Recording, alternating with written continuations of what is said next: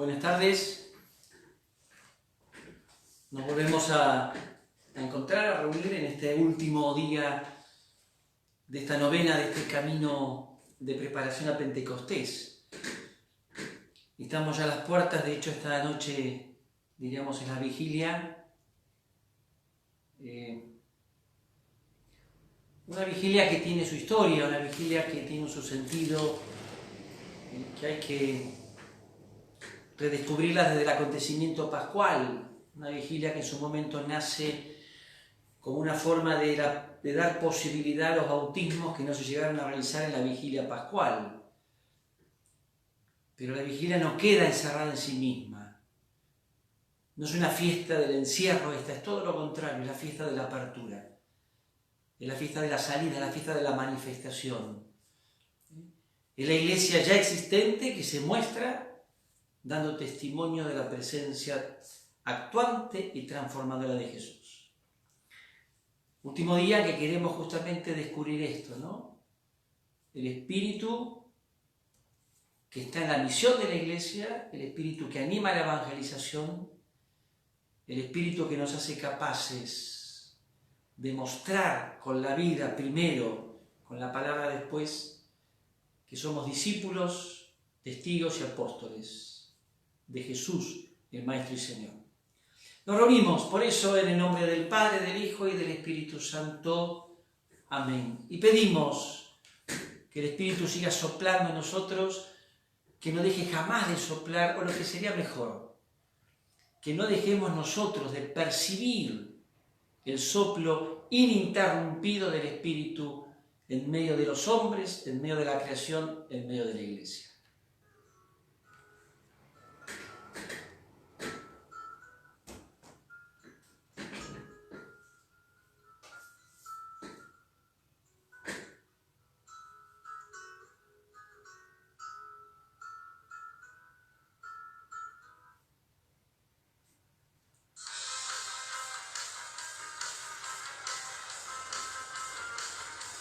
Suele pasar estas cosas.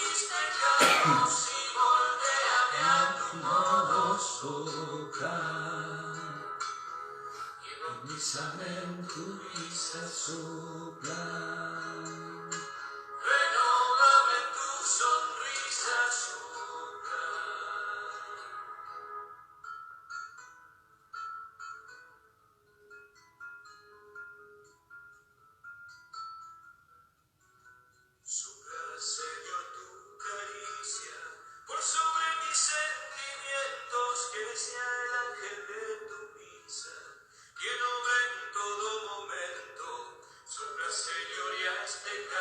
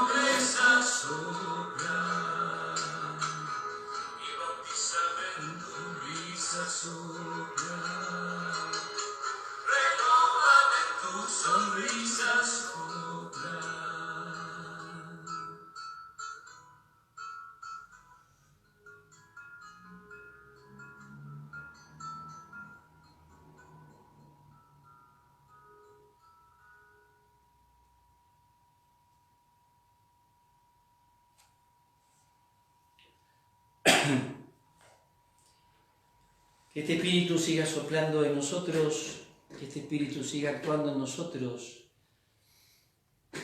que nos ayude a entender esa palabra que nos permite descubrir el para qué de la Iglesia. Ese Espíritu no es un añadido, es parte del acontecimiento pascual. Podemos decir que Jesús muere y resucita para poder comunicar el Espíritu. Les conviene que yo me vaya, leíamos en el Evangelio de Juan. Podemos decir que el fruto más exquisito de la Pascua es la donación del Espíritu a esa comunidad para que pueda continuar la historia que Dios está escribiendo, la que hoy está escribiendo. Abramos oído, mente, corazón. Animémonos a dejar que la palabra impregne una luz nueva, que sea capaz de crear lo que ella dice. Esta es la fuerza transformadora de la palabra, crear lo que ella dice.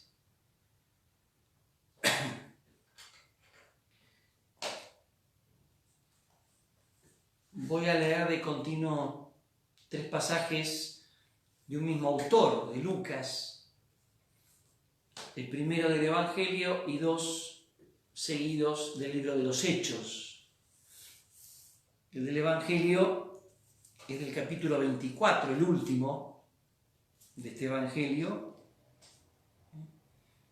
del 45 hasta el 49. Después de Hechos, voy a leer, para no hacerlo muy largo, capítulo 1, el versículo 8, y después el capítulo 2, del 1 al 11.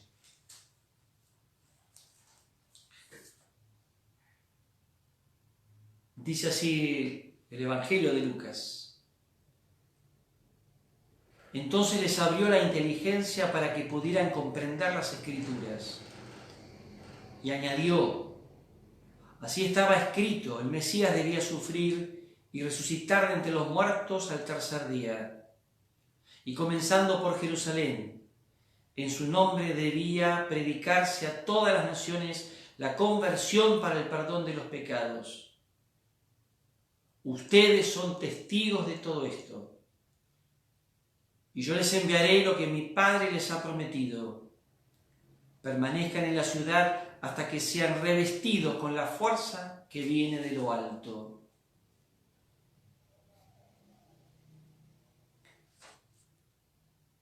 Hechos. Pero recibirán la fuerza del Espíritu Santo que descenderá sobre ustedes y serán mis testigos en Jerusalén, en toda Judea y Samaria y hasta los confines de la tierra. Todos ellos, íntimamente unidos, se dedicaban a la oración en compañía de algunas mujeres, de María, la madre de Jesús, y de sus hermanos. De pronto vino del cielo un ruido, semejante a una fuerte ráfaga de viento que resonó en toda la casa donde se encontraban. Entonces vieron aparecer unas lenguas como de fuego, que descendieron por separado sobre cada uno de ellos. Todos quedaron llenos del Espíritu Santo y comenzaron a hablar en distintas lenguas, según el Espíritu les permitía expresarse.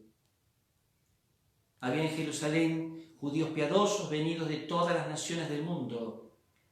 Al oírse este ruido, se congregó la multitud y se llenó de asombro, porque cada uno los oía hablar en su propia lengua. Con gran admiración y estupor decían: ¿acaso estos hombres que hablan no son todos galileos? ¿Cómo es que cada uno de nosotros los oye en su propia lengua? Partos, medos y elamitas, los que habitamos en la Mesopotamia o en la misma Judea, en Capadocia, en el Ponto y en Asia Menor, en Frigia y Panfilia, en Egipto, en la Libia Cirenaica, los peregrinos de Roma, judíos y prosélitos, cretenses y árabes, todos los oímos proclamar en nuestras lenguas las maravillas de Dios. Palabra de Dios, te alabamos, Señor. ¿Por qué esta concatenación de textos? En principio todos tienen el mismo autor, con lo cual mantenemos una cierta línea. Segundo, porque nos permiten mostrar la continuidad que hay entre Evangelio y Hechos. Esto nos permite entender que una obra y la otra están combinadas y por lo tanto, por ejemplo, hay un cierto paralelismo entre aquel texto de la Anunciación del capítulo 1 de Lucas y este del capítulo 2 de Hechos. ¿Qué paralelismo? Surge algo nuevo. Dos receptores, un mismo espíritu y un fruto nuevo. Los receptores son María, el segundo la comunidad. El espíritu es el mismo, fecunda María, fecunda la comunidad. Y el fruto es el Hijo de Dios hecho hombre y una comunidad de discípulos, testigos, encarnada en medio de los hombres. Podríamos agregar que en el capítulo 4 Jesús discierne su misión escuchando aquel pasaje del capítulo 61 de Isaías: el Espíritu del Señor está sobre mí. ¿Ven? Lucas quiere mostrar a través de un paralelo que hay una misma historia. La que se inició con Israel, por eso todo acontece en Jerusalén, como dato central. La Anunciación no, pero como dato central. Se realiza plenamente en Jesús, pero continúa. Y este es un dato fundamentalísimo para pensar hoy.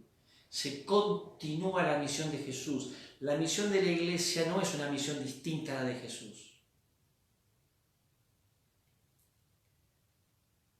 La misión de la Iglesia es la misión de Jesús participada en la comunidad. Por eso, un primer texto a tener en cuenta es del Evangelio de Juan, del capítulo 20, versículo 21-22. ¿Qué dice Juan? Jesús le dijo de nuevo: la paz esté con ustedes. Como el Padre me envió a mí, yo también los envío a ustedes. Al decirles esto, sopló sobre ellos y añadió: reciban el Espíritu Santo. Esta partícula, esta palabrita como, que generalmente la entendemos como comparación, en el Evangelio tiene además otro sentido que le da más importancia, que es causalidad. Jesús es la causa de la misión de los discípulos. Lo precisa con más nitidez. La misión de Jesús contiene la misión de los discípulos. Para eso da el Espíritu Santo. Por eso Juan lo comunica el mismo día de la resurrección. Sopló sobre ellos. Está releyendo al acto de la creación del Génesis. Y está mostrando que se está produciendo una nueva creación, un pueblo nuevo, una comunidad que está formada, transformada por ese Espíritu y hecha partícipe de la misma tarea de Jesús. Por eso es fundamental en la iglesia la evangelización, la misión. Lo que vamos a decir ahora. Mateo lo va a mostrar diferente. No lo voy a leer, el tiempo me apremia, pero al final de todo, en el capítulo 28, los reúne en Galilea, vayan. Es un imperativo, no es un indicativo, no es una súplica, no es una exhortación, es un imperativo. Esto habla de mandato, esto habla de orden. Con otro estilo está diciendo lo mismo.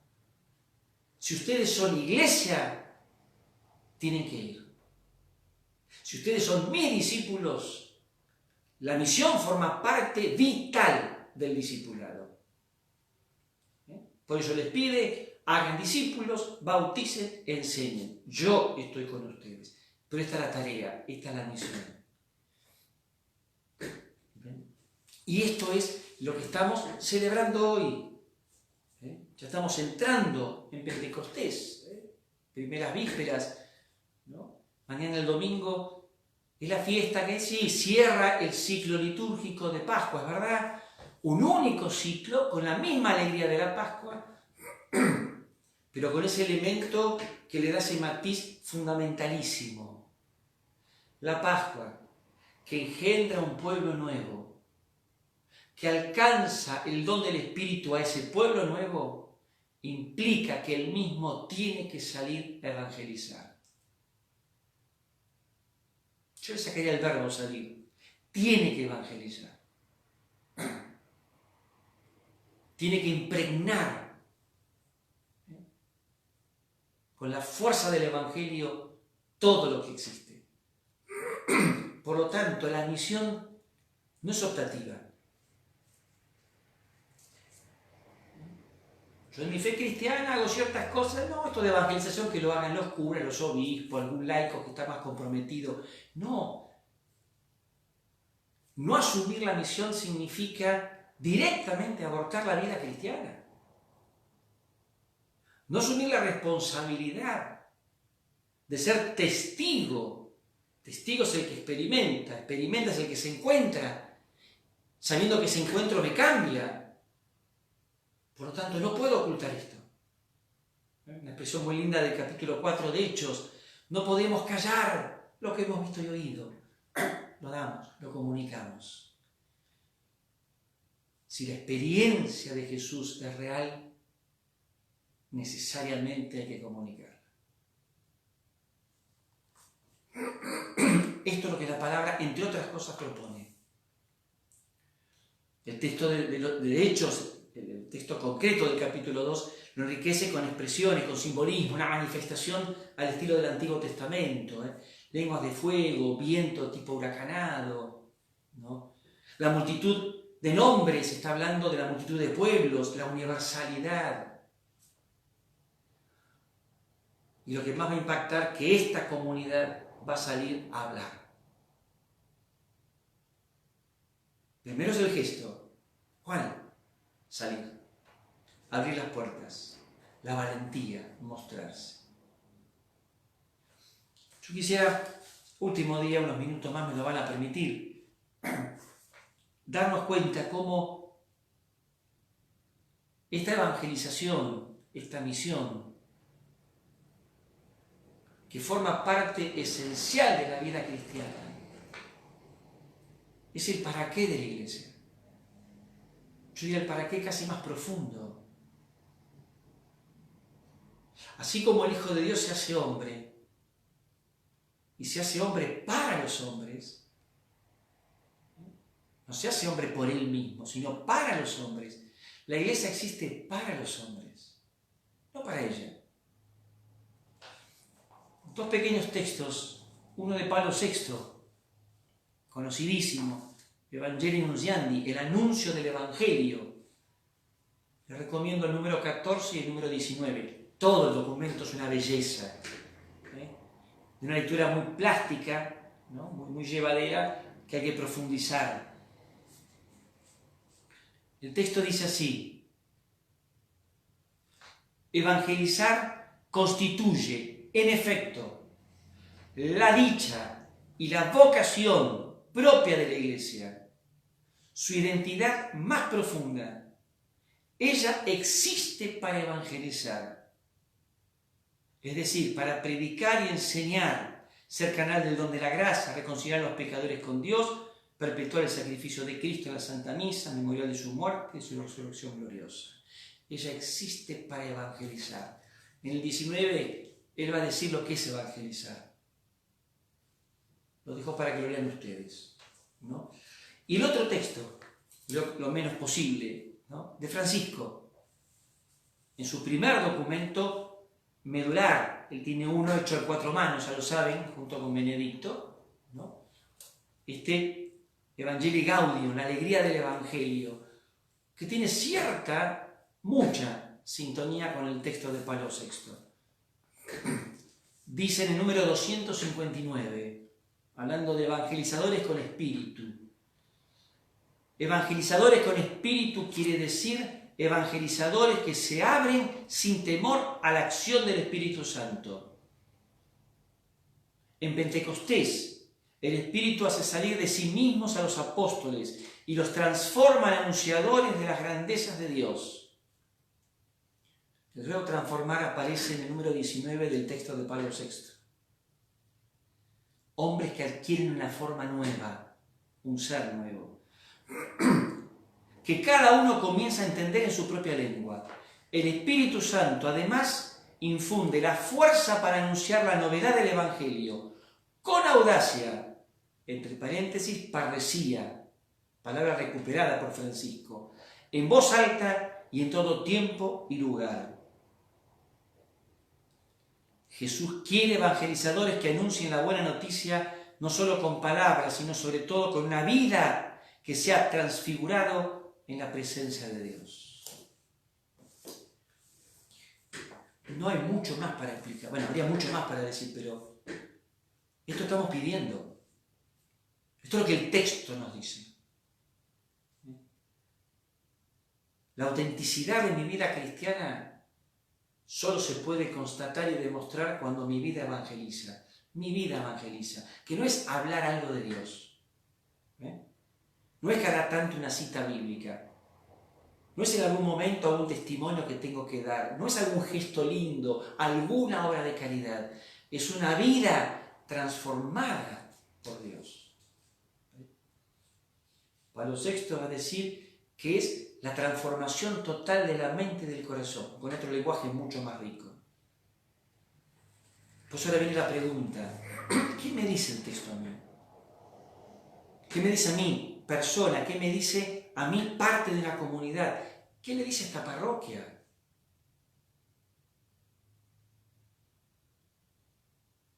¿Cómo es nuestra convicción creyente? ¿Cómo es nuestro ardor evangelizador?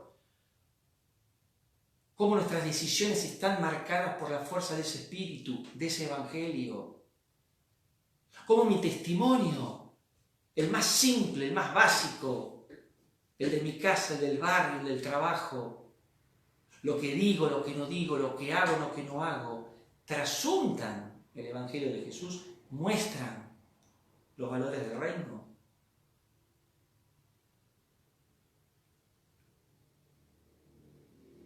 Entiendo que la tarea evangelizadora nuestra es la de Jesús, realizada a través de su comunidad, de su signo y de su instrumento.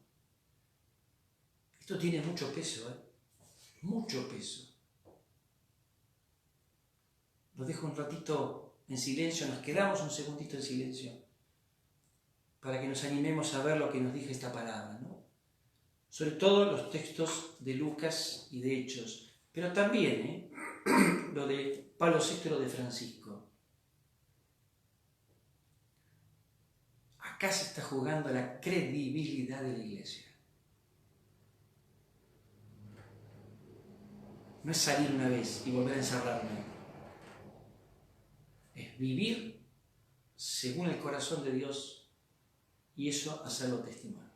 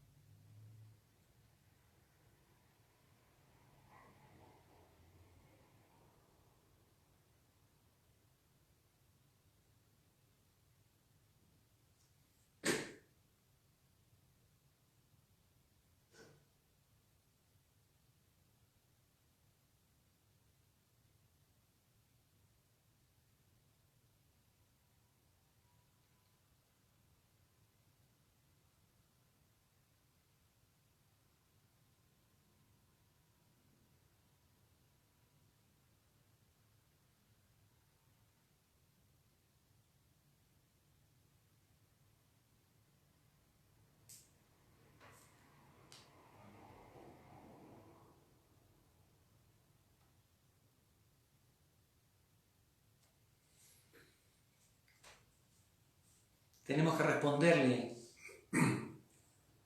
a este Dios familia que nos habló, a este Padre que nos elige en Jesús para seguir siendo su prolongación y por eso nos manda el Espíritu. Empezamos a responder con este canto. Tener un alma misionera es que ese principio fundamental, que esa realidad humana más honda en donde me conecto con Dios, pero también que se vuelve la fuente inspiradora de todo lo que yo pienso y decido, que esté marcada por esta misión. Mucho tiempo se hablaba de misiones en plural, que eran tareas específicas y puntuales. Se cambió por misión, que es redescubrir esta vocación. Sin ella no somos cristianos. Empecemos a hacer plegaria nuestra respuesta.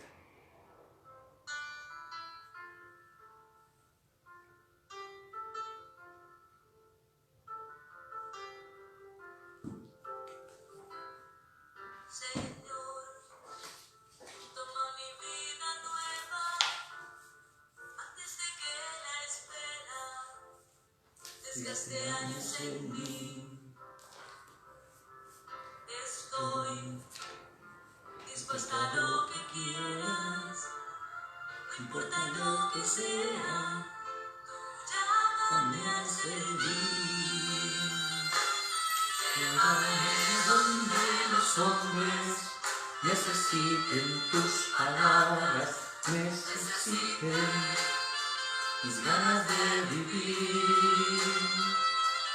Donde falte la esperanza, donde falte la alegría, simplemente con no saber de ti. Te doy mi corazón sincero para gritar sin miedo tu grandeza, Señor. Tendré mis manos sin cansancio, tu estoy entre mis labios, mi fuerza en la oración.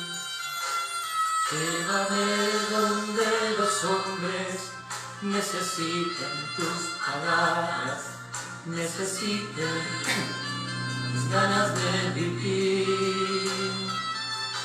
Donde falte la esperanza, donde falte la alegría, simplemente por no saber de ti.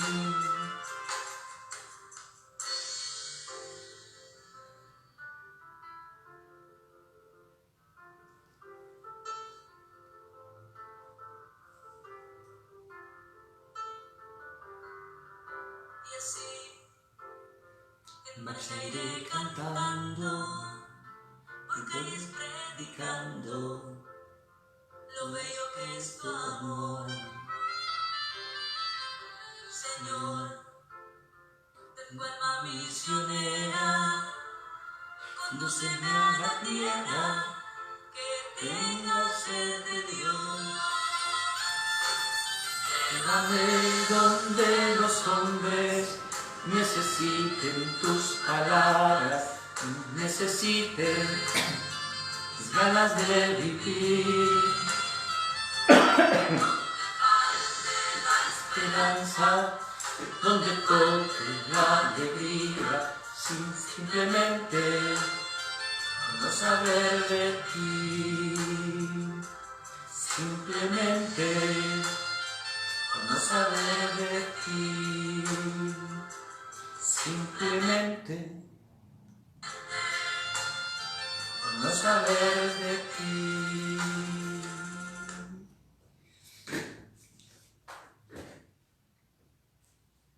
Otro minutito de que cada uno, después de este inicio de oración, con el canto, presentemos nuestra propia plegaria, ¿no?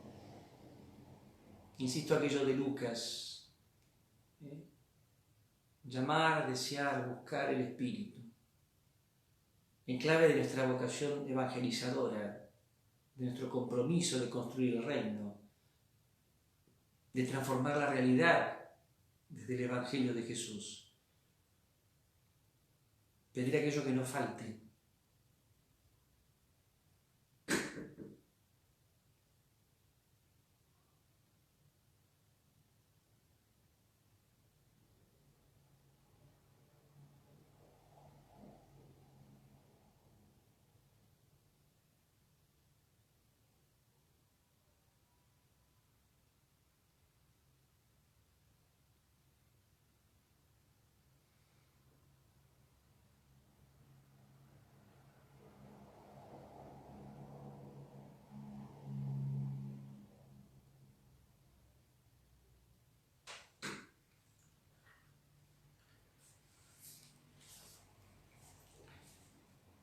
Uniendo todas las oraciones, los invito a que hagamos esta plegaria de la secuencia de Pentecostés. Es una oración, es una súplica. Es el pueblo de Dios que implora que el Hijo desde el Padre nos envíe el Espíritu, que el Padre por la acción de Jesús nos envíe el Espíritu. Ven, Espíritu Santo, y envía desde el cielo un rayo de tu luz. Ven, Padre de los pobres, ven a darnos tus dones, ven a darnos tu luz. Consolador lleno de bondad, dulce huésped del alma, suave alivio de los hombres. Tú eres descanso en el trabajo, templanza en las pasiones, alegría en nuestro llanto. Penetra con tu santa luz en lo más íntimo del corazón de tus fieles. Sin tu ayuda divina no hay nada en el hombre, nada que sea inocente. Lava nuestras manchas, riega nuestra aridez, sana nuestras heridas, suaviza nuestra dureza, elimina con tu calor nuestra frialdad, corrige nuestros desvíos. Concede a tus fieles que confían en ti tus 7 dones sagrados. Premia nuestra virtud, salva nuestras almas, danos la eterna alegría. Amén. El Señor esté con ustedes. A todos los bendiga Dios, que es Padre, Hijo y Espíritu Santo. Amén. Bueno, en el corazón le pedimos a la Madre de la Iglesia, que interceda, ¿no?, para que Dios, Padre y Hijo, siga enviando al Espíritu y lo siga comunicando, para hacernos una Iglesia fuertemente creyente y alegremente creíble. Ella que evangelizó con su vida, ella que acompañó a la primera comunidad, ella que sirvió a su pariente, ella que testimonió la alegría de ser discípula de Jesús, que ella también nos enseñe a esta docilidad y apertura al mismo, a ese espíritu. Gracias por estos 9 días. Seguimos rezando, nos seguimos sabiendo comunidad, nos seguimos sintiendo Iglesia de Dios, y que este Pentecostés nos haga un poquito más adultos en la fe, más maduros en la fe, más convencidos, que realmente vivamos en la fe, caminemos en la esperanza y todo lo mostremos en un auténtico y profundo amor, como dice bellísimamente Jesús, que invita a esto, y San Pablo, que lo entendió muy claramente. Gracias, nos seguiremos viendo, seguiremos proponiendo otro tipo de encuentros con esto, preparando la fiesta del cuerpo y la sangre, preparando el Sagrado Corazón, que nos faltan 3 semanitas, y ahora cerramos cantándole a ese espíritu.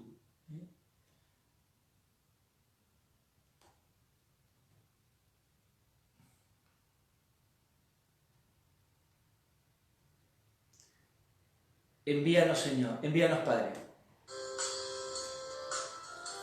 Gracias, nos vemos.